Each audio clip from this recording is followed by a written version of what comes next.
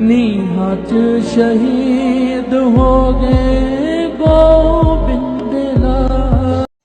आज हम आधुनिकता के उस दौर में जी रहे हैं जहां हमारे लिए हर चीज का मतलब बस पैसा रह गया है।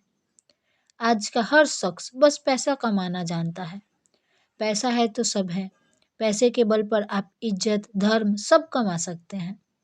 आज लोग पैसों के पीछे इतने पागल हैं कि चंद पैसों की खातिर अपने देश और धर्म के प्रति विरुद्ध हो जाते हैं। पैसों की खातिर अपना धर्म तक बदल लेते हैं। लेकिन आज की वीडियो में हम आपको एक ऐसी सच्ची कहानी सुनाने वाले हैं जिसको सुनकर आपकी आंखें भर आएंगी, आपकी आत्मा देशभक्ति और आपके धर्म के प्रति आपके प्रेम को जगा देगी।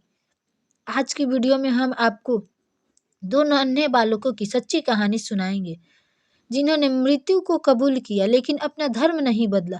उन्हें दीवार में जिंदा ही चुन जाना मंजूर था, पर धर्म और देश से गद्दारी कर जीना नहीं।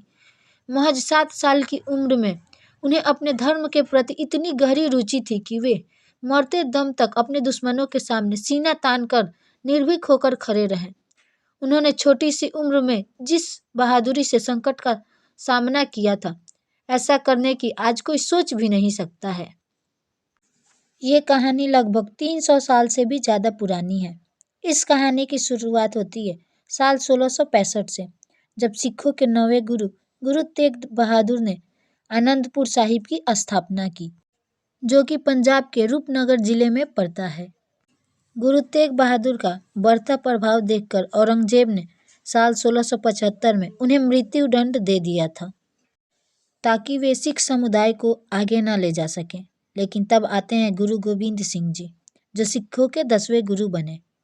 गुरु के नाम पर यहाँ सिखों का जमावड़ा लगने लगा। 1699 में उन्होंने खालसा पंथ की स्थापना की और उन्होंने खालसा के 5 सिद्धांत दिए, जिन्हें आज हम 5 ककार कहते हैं, जिनका मतलब क शब्द से शुरू होने वाली उन 5 चीज़ों से है जिन्हें गुरु गोविंद सिंह के सिद्धांतों के सभी खालसा सिखों को धारण करना होता है। जहाँ गुरु गोविंद सिंह ने सिखों के लिए 5 चीज़ें अनिवार्य की: करी, केस, करा, कृपाण, कच्छा और कंघा। इन चीज़ों के बिना खालसा वेश पूरा नहीं माना जाता है। यहाँ तक कि उन्होंने आनंदपुर में खालसा आर्मी की ट्रेनिंग भी शुरू कर दी, जिसके स्वरूप होला माहौला के रूप में देखने को मिलता है। असल में होला माहौला होली के समय 3 दिन का उत्सव होता है। हालांकि 1699 में खालसा पंथ की शुरुआत के साथ ही एक बार और आनंदपुर साहिब औरंगजेब की नज़र में आ गई। आसपास के राजाओं को भी सिख आर्मी से खतरा महसूस होने लगा, इसलिए उन्होंने आनंदपुर को चारों ओर से घेर लिया। औरंगजेब ने पैदा खां के नेतृत्व में 10,000 की सेना भी आनंदपुर पर धावा बोलने के लिए भेजा। इस जंग में मुगल सेना को हार का सामना करना पड़ा, क्योंकि सिख सैनिकों ने उनकी बैंड बजा के रख दी थी। इसके बाद उन्हें मुंह छुपाकर वापस लौटना पड़ा। हालांकि इसके 4 साल बाद 1704 में मुगलों ने एक बार और आनंदपुर पर धावा बोला। मई 1704 में वजीर खान आनंदपुर पर डेरा डालने पहुंचा और महीनों तक आनंदपुर की घेराबंदी की, राशन की सप्लाई काट दी और अंत में औरंगजेब ने गुरु गोविंद सिंह और उनके परिवार को आनंदपुर से बाहर निकलने का मार्ग दिया और वादा किया कि मुगल फौज उनका पीछा नहीं करेगी। गुरु गोविंद सिंह ने औरंगजेब पर भरोसा किया और ये उनकी सबसे बड़ी भूल थी, क्योंकि जैसे ही गुरु गोविंद सिंह और उनका परिवार आनंदपुर से बाहर निकला, मुगल फौज उनके पीछे लग गई। भागते हुए कुछ ऐसा हुआ कि सिरसा नदी पर गुरु गोविंद सिंह का परिवार बिछड़ गया। उनके 2 बेटे जोरावर सिंह और फतेह सिंह और गुरु गोविंद सिंह की माता गुजरी पीछे छूट गई। वहीं गुरु गोविंद सिंह अपने बड़े बेटों के साथ आगे निकल गए। अगली सुबह गंगू नाम का उनका एक सेवक, जो कि उनके घर में रसोइया भी रह चुका था, ने माता गुजरी से कहा कि माता गुजरी और उनके पोते उसके घर में उसके पास सुरक्षित रहेंगे। इसके साथ ही गुजरी जी गंगू के साथ चली गई। गुजरी जी जब सो रही थी तब गंगू ने उनका सारा सोना चुरा लिया और अगली सुबह बोला कि चोर आए थे।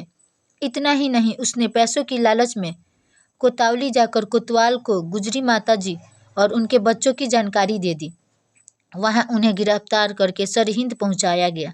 वहाँ पर वजीर खान ने गुजरी जी और उनके पोतों को कैद में डलवाया, जिसे उस वक्त ठंडा बुर्ज कहा जाता था, क्योंकि इस कैद खाने में सिर्फ सलाखें थीं जिनसे रात भर ठंडी हवा चलती रहती थी, और जो भी इस कैद खाने में रहता था ठंड से उसकी हालत खराब हो जाती थी।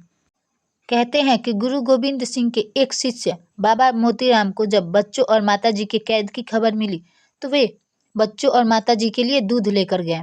ऐसा करने की सजा में उनको और उनके पूरे परिवार को हत्या करके मार दिया गया। एक रात जेल में बिताने के बाद अगली सुबह गुरु गोविंद सिंह की माँ और उनके बच्चों को वजीर खां के सामने पेश किया गया। एक किस्सा ये भी है कि जब तीनों लोग दरबार में पहुंचे तो वहां पर बड़ा गेट बंद करके छोटी गेट को खोला गया, जिससे सर झुका के अंदर जाना पड़ता। लेकिन जोरावर सिंह और फतेह सिंह ने सर झुकाने से मना कर दिया। जब वजीर ने दोनों बच्चों को इस्लाम कबूल करने को कहा तो दोनों बच्चों ने इनकार कर दिया, जिसके बाद उन दोनों बच्चों को जिंदा ही दीवार में चुनवा दिया गया। उस वक्त जोरावर सिंह की उम्र 9 साल और फतेह सिंह की उम्र बस 7 साल थी। यानी उस समय दोनों ही बहुत ही छोटे बालक थे, पर उस उम्र में भी उन दोनों बच्चों को पता था कि क्या सही है और क्या गलत है। इस घटना के कुछ ही समय बाद माता गुजरी जी ने भी प्राण त्याग दिए। तब सरहिंद में एक सेठ टोडरमल हुआ करते थे, जिन्होंने वजीर खां से दरख्वास्त की कि वे दोनों बच्चों और माता जी का अंतिम संस्कार करना चाहते हैं और वजीर खान उनके अंतिम संस्कार के लिए कुछ जमीन दे दे। बदले में वजीर खान ने उनसे कहा कि जितनी जमीन वो चाहें ले सकते हैं, पर उसके लिए एक शर्त है कि जितनी जमीन वो लेना चाहें उतनी जमीन को वो सोने के सिक्कों से ढके, वही जमीन का दाम होगा। जब टोडरमल ने जमीन को सिक्कों से ढका तो वजीर खान ने उन्हें सिक्के सीधे रखने को कहा, ताकि ज़्यादा से ज़्यादा सिक्के उसके पास आ जाएं। राजा टोडरमल ने संस्कार के लिए जमीन तो ले ली।